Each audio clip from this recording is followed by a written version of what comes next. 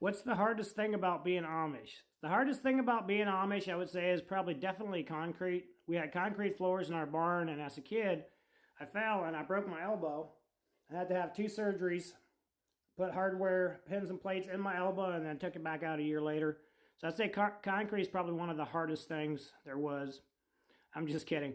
But, I mean, it was pretty hard, but it wasn't that hard to live the Amish lifestyle because we didn't know any better. Growing up, yes, it was hard work. We worked hard every day. Sundays was our only day that we didn't have to work. And Sundays was always a blessing, especially if we didn't have to go to church that day.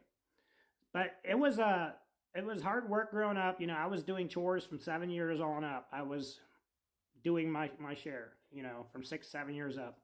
At 6, I did some stuff, but at 7, I was full-time helping milking cows, feeding chickens and horses and cows and pigs and whatnot, feeding everything. So the hardest thing I would say was finding out about technology, but not being allowed to have it. The younger I was, the easier it was. Once I found out about radios, that was definitely a hard thing for me because I love music. Music is just, it's amazing. It's timeless. It can take you back to another place in time, bring up good memories, and bad memories sometimes. But the hardest thing was learning about technology and not being allowed to have it. So the older you got and the more you saw, the more tempting it was, if that makes sense. So I hope that answers your question. God bless you all. Have a good weekend.